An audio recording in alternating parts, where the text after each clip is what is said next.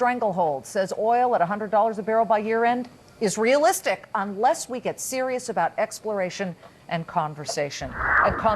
Welcome to you both, gentlemen. Good morning. Thank you, Liz. Stephen Lieb, I'm going to start with you. In the oil factor, you took a lot of heat for saying oil would be hitting about $100 a barrel. We took heat for even giving you a forum to say that. People said we were irresponsible. Right now, you're saying that it will hit that in 2007.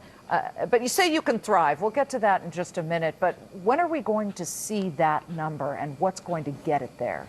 Well, Liz, I think if you just go back to the beginning of 1999, when oil was trading at about $10 a barrel, since then, it's risen at about 30% a year on an annualized basis. In fact, over the last 5 and 7 years, that's been the rate of change. And there's really been, on a broad basis, no difference in the fundamentals. Demand is still growing, and supply is having a devil of a time keeping up with demand.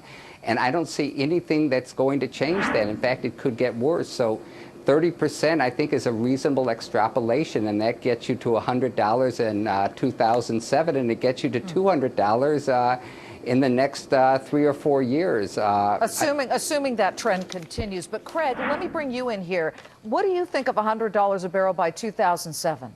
I think Stephen's right. I think that we've forgotten that hurricane season is right around the corner.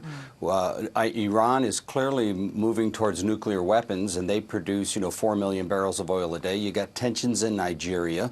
Venezuela is a big question mark. If you look at the first quarter of 2006, Liz, you see we used about 85.25 million barrels of oil a day. We only produced about 84.75 million barrels a day. So numbers are going to go higher. It's just a question of when they'll come back down. Stephen, you say investors can still thrive in even a $200 a barrel era. How do they do that? Well, if we get there gradually, Liz, it's going to look a lot like the 1970s. They're not going to thrive by investing in the S&P 500, government bonds, or cash. For those investments, all lost ground in real terms during the 70s, but they can thrive in a major way by betting on real assets. I mean, basically what we've seen so far this decade, I think, is what we're going to get. The S&P 500 is underwater. What do you mean real assets? Gold, platinum, oil service companies.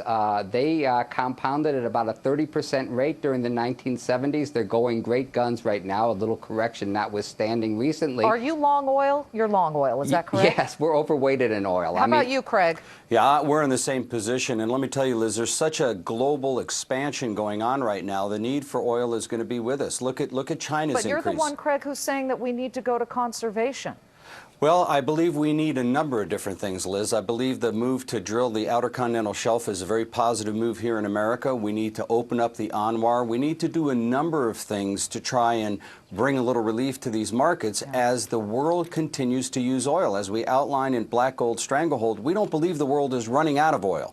Unfortunately, it's becoming very costly to get it because you have to go to regions that have wars like we have right now. Something tells me we're going to hear from both of you once again. We've got so much news today that we need to finish with this, but our thanks to authors Stephen Lieb and Craig Smith. I do want to give this programming note. I'm going to be live from the NYMEX tomorrow.